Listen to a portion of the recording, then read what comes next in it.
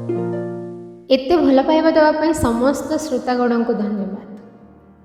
आपण मैंने जदि मो चैनल को नुआ भाव तेबे सब्सक्राइब बटन को क्लिक करंतु एवं बेल आइकन को ऑन करने भूलें, कारण आपण ताहा कले नुआ नुआ कहानी नुआ नुआ जिनस शुणा और देखापी सुजोग पाइबे। ताहले आसंतु ना आरंभ करवा उल्लंघनर तृतीय भाग को। सावित्रीर देहांत पर भवनाथ जदि पर झील बोहू को आखि पूरे देखि थांते ताहेले कौन होइतांता ईश्वर को जना। मात्र भवनाथ निज आखि उपर पट्टी बांधिदेले।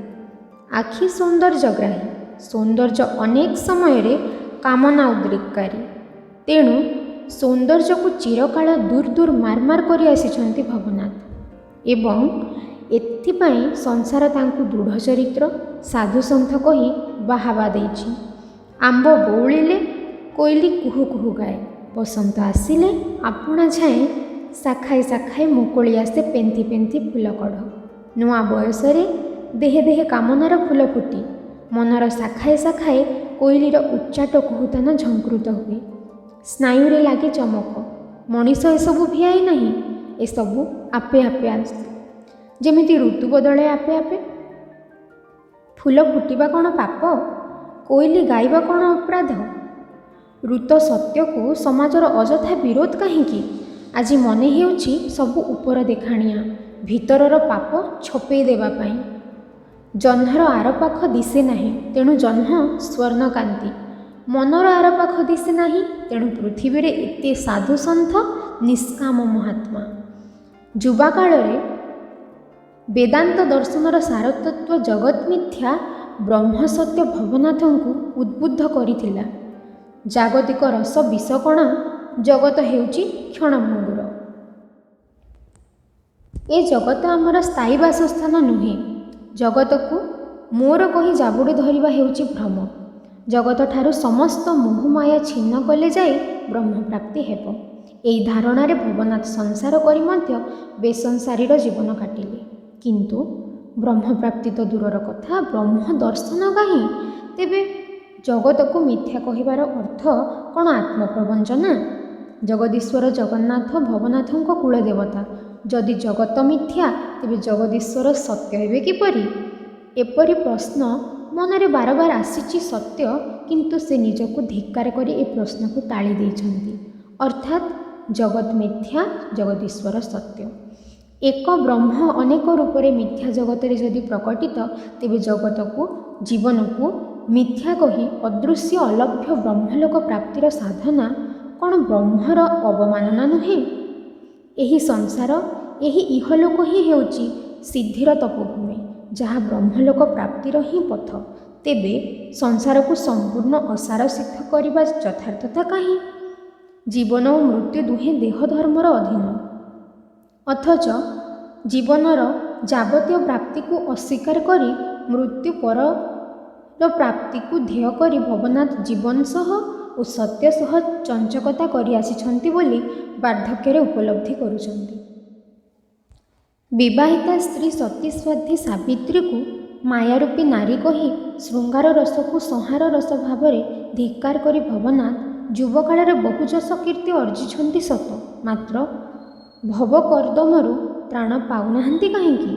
बसी लाठी टली पड़ी ब्रह्म प्राप्ति हेउनाई कहीं? मृत्युरे जदि ब्रह्म प्राप्ति सत्य, तेबे ब्रह्म प्राप्तिर द्वार देश रे पड़ी रही मायारूपी नारी सावित्री बारबार स्मरण को आछि कहीं? कामदेवता मदन ठारू कामसमनर देवोपम पुरुष भीष्म को बेसी मान्यता देइथिले भवनाथ। भीष्म को गुरुमणि पितृ आज्ञा पाली पुत्र संतानटीए उपजाई ब्रह्मचर्य साधना करिछन्ति जीवन सारा। इहलोकरे जहा सह जागतिक मिलन को से उपेक्षा करिछन्ति, परलोकरे ता सह मिलन पाई आज भवनाथ उन्मुख कहीं? परलोकरे सावित्री सह आत्मिक मिलन कौन सत्य ना आत्मप्रवंचना? किंतु मंजू बोहू होई आसिबा परठू से ताकू झीठू बड़ी बेसी स्नेह करती। एते स्नेह एते बात्सल्य तांको भितरे थिला बोली से निजे भी विश्वास करि पारु नाहांती। ସେ ତ ନିଜକୁ ଭାବିଥିଲେ ଶୁଖିଲା କାଠ ଖଣ୍ଡିଏ, ସେଠି ରସର ସ୍ଥାନ କାହିଁ? ବୋହୂ ଆସିବା ପରଠୁ ଶ୍ରୀନାଥ ତାଙ୍କୁ ଠାକୁର ବାଡ଼ିରେ ରହିବାକୁ ଦେଲା ନାହିଁ। ଘରକୁ ନେଇ ଆସିଲା। ବିଚରା ଜୀବନ ସାରା ଠାକୁର ପ୍ରସାଦ ମୁଠାଏ ଲେଖା ପାଇ ରହିଲେ। ବୁଢ଼ା ନନାର ହାତରନ୍ଧା ପ୍ରସାଦ ଥିଲା ଅମୃତ। ତା ପୁଅର ଠାକୁର ବାଡ଼ିରେ ମନ ନାହିଁ। ଅଇଗରାରୁ ବାଇଗଣ ପକାଇଲା ଭଳି ଅନ୍ନ ଡାଲମା କଞ୍ଚା ସିଝା କରି ଫୁଟେଇ ଦେଇ ପାର। ଗଞ୍ଜେଇ ଟାଣି ଆଖଡ଼ା ଘରେ ତାମସା ଦେଖିବା ହେଉଛି ପ୍ରଧାନ କାମ।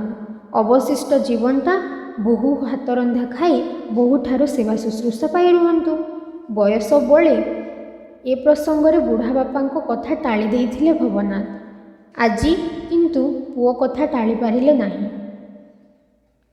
ଭବନାଥ ପୁଡ଼ା ପୁଟୁଳି କୋଥଳି ଧରି ଘରକୁ ଚାଲି ଆସିଲେ। ଠାକୁର ବାଡ଼ି ଅନାଥ ପିଲା ପରି ଆଁ କରି ଚାହିଁଥିଲା। ନିୟମିତ ଘର ଛପର ହେଉନି।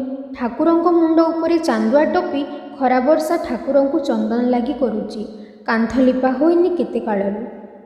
କୂଅ ଉଛୁଳା ହେବାର ନାଁ ଗନ୍ଧ କେହି ଧରନ୍ତି ନାହିଁ। ଏପରିକି ଠାକୁର ପାଳିର ଦାୟିତ୍ୱ ନେବାକୁ କାହାରି ମନ ନାହିଁ। କୋଠା ମାମଲାର ଏଇ ଅବସ୍ଥା ଏକାଳେ। ଠାକୁର ବାଡ଼ି ତ ସବୁକାଳେ କୋଠ ବସ୍ତୁ। ତେଣୁ ନିଜ ଘର ଛପର ହେବ, ଠାକୁର ଘର ବେଛପର। ଠାକୁରଙ୍କୁ ପ୍ରଣାମ ଜଣାଇ ମନେ ମନେ କହିଲେ, ତୋର ଯାହା ଇଚ୍ଛା ତାହା ହିଁ ଘଟୁଛି ପ୍ରଭୁ। ବାପାଙ୍କ ମନ ଭାଙ୍ଗିଥିଲି, ପୁଅର ମନ ଭାଙ୍ଗି ପାରିଲି ନାହିଁ। ବାଳକରୁ ମା ଝିଉଣ୍ଡ, ମୁଁ ତ ଅଯୋଗ୍ୟ ବାପାଟାଏ। ସ୍ନେହ ଶ୍ରଦ୍ଧା ବାତ୍ସଲ୍ୟ କ'ଣ ଜାଣିନି ବିଚରା। ଶେଷ ଜୀବନଟା ପୁଅ ବୋହୂଙ୍କ ସୁଖର ସଂସାର